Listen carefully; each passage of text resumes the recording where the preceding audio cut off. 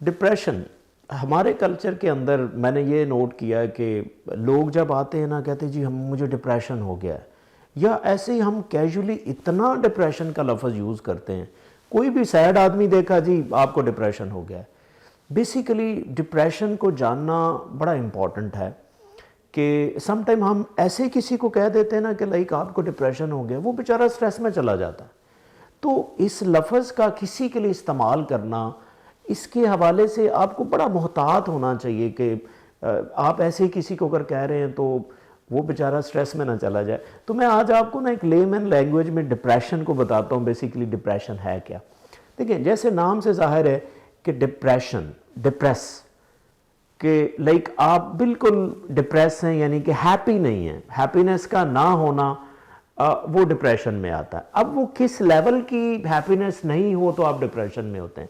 دیکھیں ایک certain criteria ہوتا ہے جس کے اوپر ہم ایک ڈائیگنوز کرتے ہیں۔ کوئی بھی مینٹل ہیلتھ پروفیشنل جب اپنے کلائنٹس کو دیکھتا ہے تو اس کو ایک سرٹن طریقہ ہوتا ہے، ایک سرٹن سائن اینڈ سمٹمز ہوتی ہیں اور خاص ڈیوریشن ہوتی ہے، تو اس کے اوپر وہ ڈیسائیڈ کرتا ہے، اسیس بلکہ کرتا ہے۔ ہم ایون اس کو ڈائیگنوسس بھی نہیں کہتے، ہم اسیس کرتے ہیں، ایون ایک مارجن بھی دیتے ہیں کہ ہاں اس بندے کو ڈپریشن ہو سکتا ہے، اور بڑے محتاط اندازے کے بعد یا پراپر ٹیسٹوں کے بعد ہم ایک فائنل ڈائیگنوسس کے اوپر پہنچتے ہیں کہ آپ کو بھی ڈپریشن ہے۔ تو جیسے میں آپ کو بتا رہا تھا کہ ہمارے کلچر میں یہ لفظ ایسے پھیل گیا نا کہ جیسے ایک بڑا کیجولی ہم اس کو یوز کر رہے ہوتے ہیں۔ تو میں آپ سے تھوڑا سا اس کو ڈیفائن کرنے کی کوشش کرتا ہوں کہ لیمن لینگویج میں ڈپریشن ہوتا کیا۔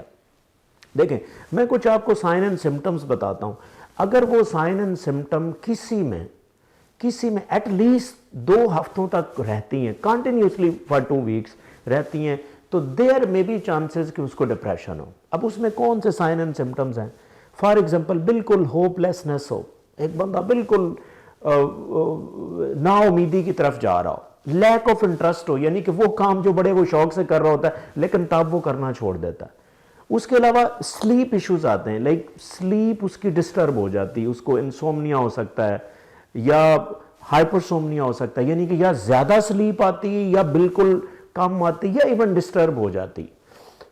نیکسٹ کیا ہوتا ہے کہ آپ کی سوشلائزیشن بہت کم ہو جاتی ہے، آپ آئسولیٹڈ رہنا شروع کر دیتے ہیں۔ اس کے ساتھ کیا ہوتا ہے کہ آپ کو لائک موت کے زیادہ خیال آتے ہیں، ٹھیک ہے، ڈیتھ انگزائٹی ہوتی ہے، سوسائڈل تھنکنگ آتی ہیں، تو آپ سوسائڈ کرنے کی انٹیمپٹ بھی کر سکتے ہیں۔ اگر آپ کو یہ جو سمٹمز میں نے آپ کو بتائی ہیں یہ یا اس طرح اور ریلیٹڈ سمٹم ہے، جس طرح نیگیٹو تھنکنگ ہے، ٹھیک ہے، تو اگر آپ کو یہ اس طرح کی سویئر سمٹمز مسلسل 2 ویکس تک رہتی ہیں یا 2 ویک سے زیادہ رہتی ہیں، تو پھر کیا ہوتا ہے کہ دیر آر چانسز کہ آپ کو ڈپریشن ہے۔ تو سمپل کسی کو کہہ دینا یہ انتہائی خطرناک ہو سکتا ہے، اگلے کے لیے سٹریس ہو سکتی ہے۔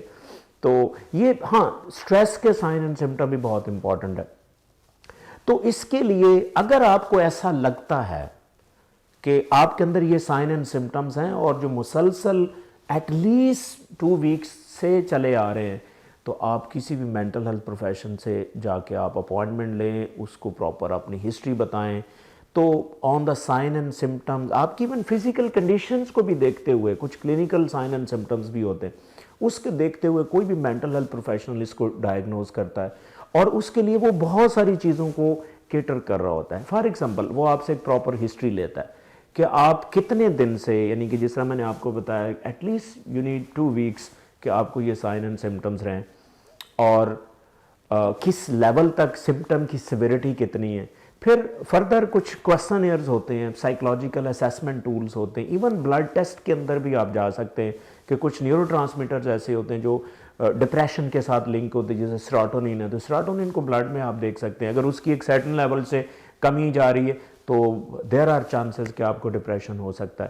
تو اسی طرح بایو میڈیکل ٹیسٹ ہو سکتے ہیں، سائیکلوجیکل ٹیسٹ ہو سکتے ہیں، اس طرح ہسٹری جو ہے وہ اہم رول پلے کرتی ہے۔ پھر کچھ فزیکل سائن اینڈ سمٹمز ہوتے ہیں، یعنی کہ آپ کو دردیں بہت ہو سکتی ہیں، آپ کو تھکاوٹ بہت ہو سکتی ہے۔